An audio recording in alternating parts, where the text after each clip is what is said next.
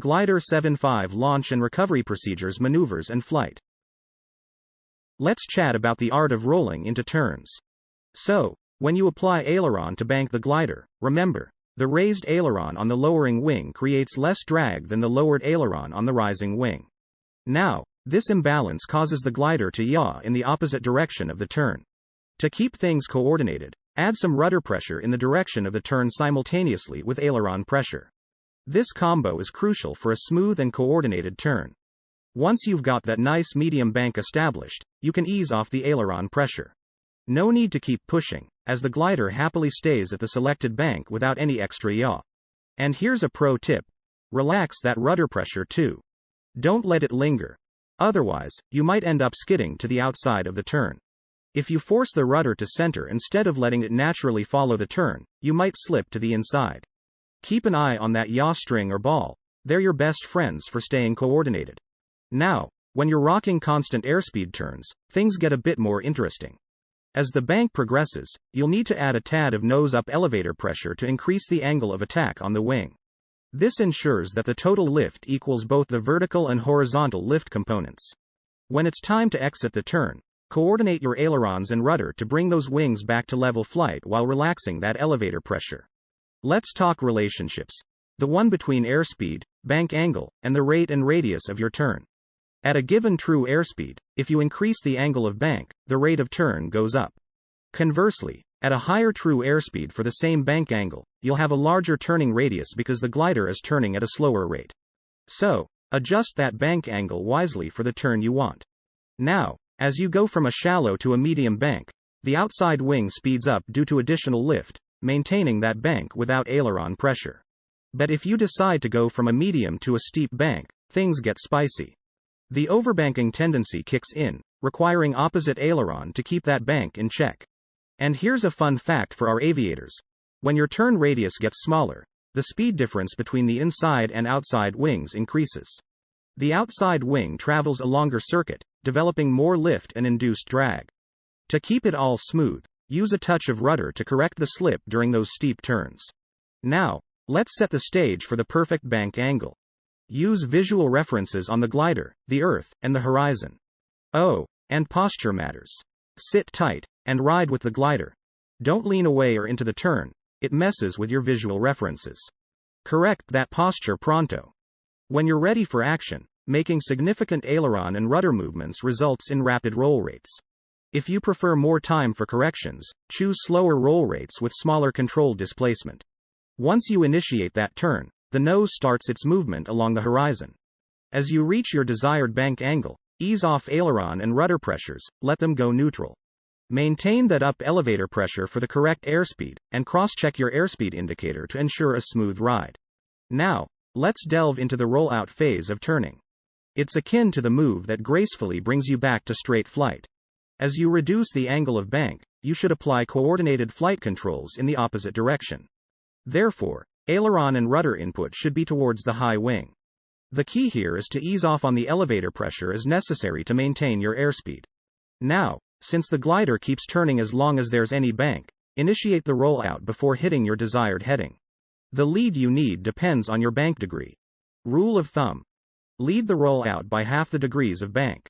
For example, if you're banking at 30 degree, start the rollout with a 15 degree lead. As the wings level out, smoothly relax those control pressures, making sure everything's neutral as you return to straight flight. Keep an eye on your outside references, airspeed, and heading indicators to ensure a smooth and precise rollout. Of course, let's chat about the common blunders to avoid. Make sure you've cleared your turn space, safety first, always. And don't let that nose sneak a peek before the bank starts. It means you're applying rudder too soon. Timing matters. Commence the bank when the nose starts turning. If it's moving the opposite way, you're applying rudder too late. And watch out for any unwanted nose movement during the bank. It's all about finding that sweet spot with your elevator.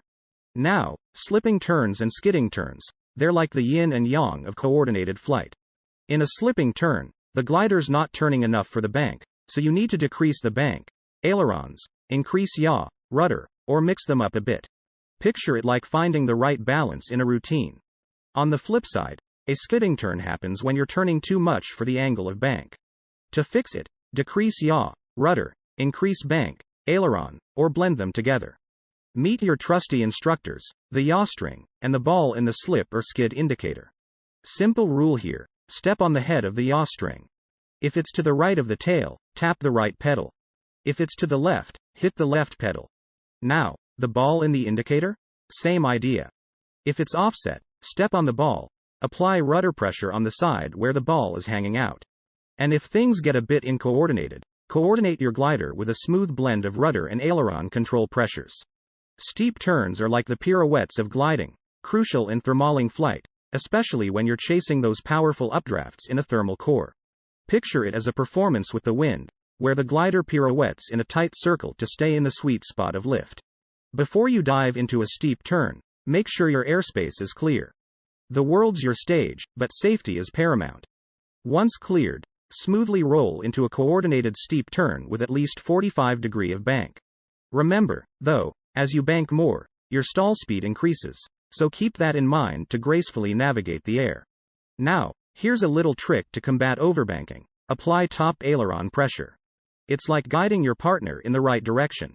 And, of course, to keep things sleek, add some bottom rudder pressure.